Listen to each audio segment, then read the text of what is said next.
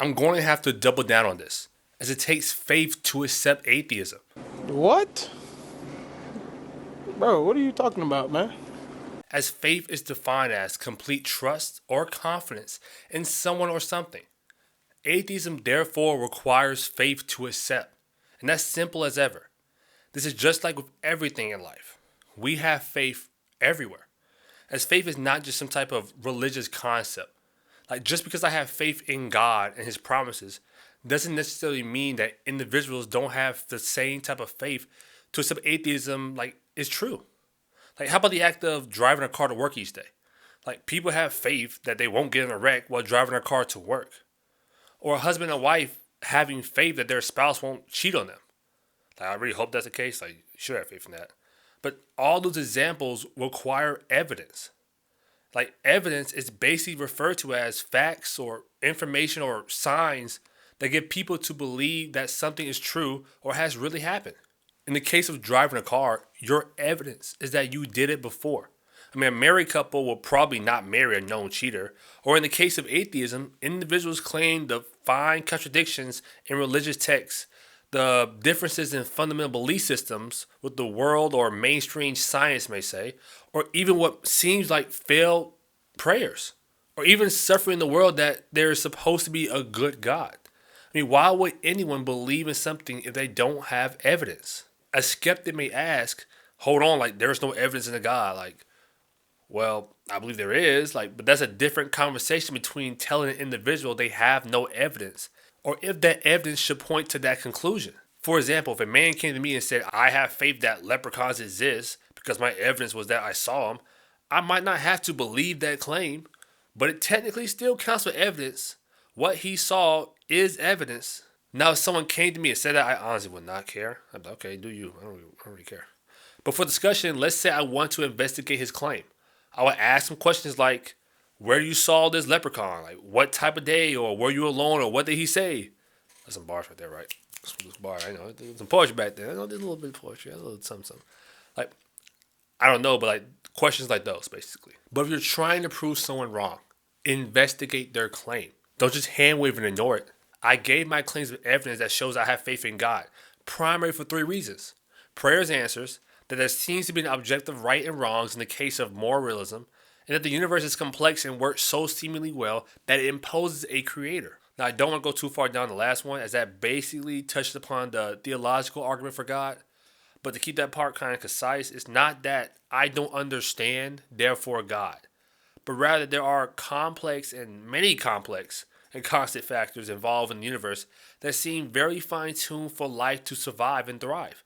I see order and harmony, which suggests that a creator is there for me. And this isn't about trying to fill in the gaps in my understanding with divine intervention, but rather about recognizing that intricate design and harmony of the universe seems to point to a creator.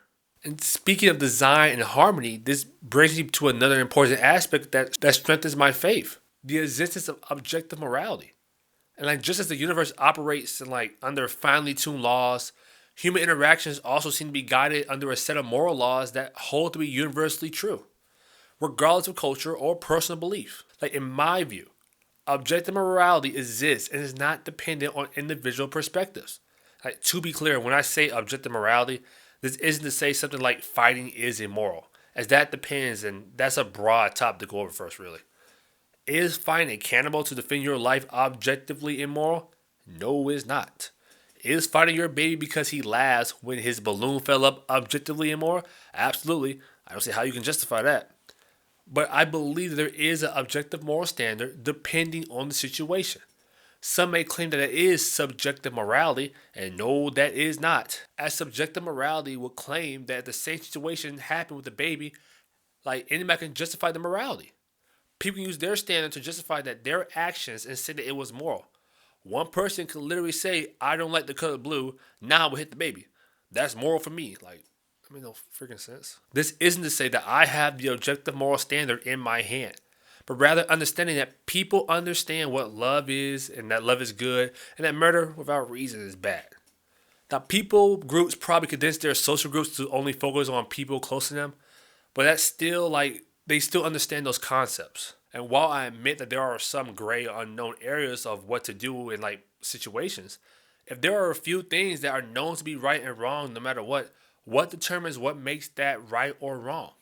Like in a godless world, anybody can rationalize their moral standard however they see fit. Evil will be just like how you feel and will hold no weight. As the natural world alone can't give definite answers to concepts like which things are moral or not. Rather, it can give biological urges for survival or something like that. Now, if you hold to morality as subjective, there will be no objective standard or stance independent of opinions and norms.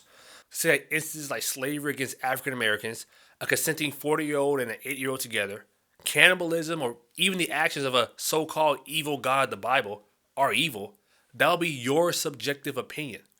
Reality would state that there is nothing evil nor good in an objective sense, and they're just atoms reacting. And that's not even touching on the topic of free will in a godless world. But in my experience, life is just more than atoms. And this brings me back to the first and probably the most personal piece of evidence that my faith that points to theism and rejects atheism is that answered prayers. There are multiple times where I had prayers answered compared to times where I didn't have those prayers answered. But just because I claim that those spirits are evidence, which they are, doesn't mean I don't have an issue with someone questioning the claim. Like one major prayer being answered was having my PS4 stolen. Like on Thanksgiving break, I left my PS4 at home because I was playing it too much. Like I was going to get it back after like 4 weeks, like until winter break was over. Like the withdrawal and that stuff is real. It's crazy. In about a week, like until I decided to go back home, I prayed to God like I don't know I should be praying. I don't know I should be playing the PS4 all the time because I'm gonna be spending the next 2 weeks crazy on that PS4. Like the next thing you know, I get a call about 2 days later from my parents that they got robbed, and guess what they took? My PS4 and my Vita, and like somebody like a TV and like some rubber guitar. But that's irrelevant, I think, But my PS4 was stolen. That's the real thing. But we may call that a coincidence. Like another time, I accepted an internship at University of South Florida, and I needed about at least $3,000 to stay in Tampa for 3 months. It was not the best apartment I had, really. Like I had about $1,000 left, and I think it was about a month out, and I was not making that much money. I'm still in school as a GA while working part time at Walmart, and I prayed like about 10 or 11 at night. I think it was 11 because it was after class. I needed money, and I decided to put all my money in crypto, which was kind of a little crazy back then. The next day, working at Walmart, the crypto just skyrocketed, and I never took a negative. Doge got me $3,500 afterwards. And if I let me patient, I could get a lot more. I was not patient. I was like, oh, wait, I got money. I guess I got lucky then, too. I mean, there are other examples, like praying for what to write for a poetry event. Now, all of a sudden, after I made that prayer, I started to write, and everything started to flow. Like, yo, this is good. Or praying about if I should be playing Yu-Gi-Oh or not. And all of a sudden I get the urge to throw away like car's value up to like my total, I think about $1,000 because I was keeping track of that stuff back then. And looking back at that was a lot of value. That was crazy I had that back then. But like there are way more instances. Like they are pieces of evidence that support my claim. Now, how many coincidences do I need to accept that as reality? And I said that plenty of times so far. Question the evidence. Like all this points to faith requiring evidence of source, as evidence is a prerequisite of faith. I mean, blind faith is dangerous and should never be recommended, as this faith has evidence. And this evidence showed me that I don't have faith to accept that atheism being true. Rather, that there is something more than the natural world, which I would assume being a divine being. And that being, I call God.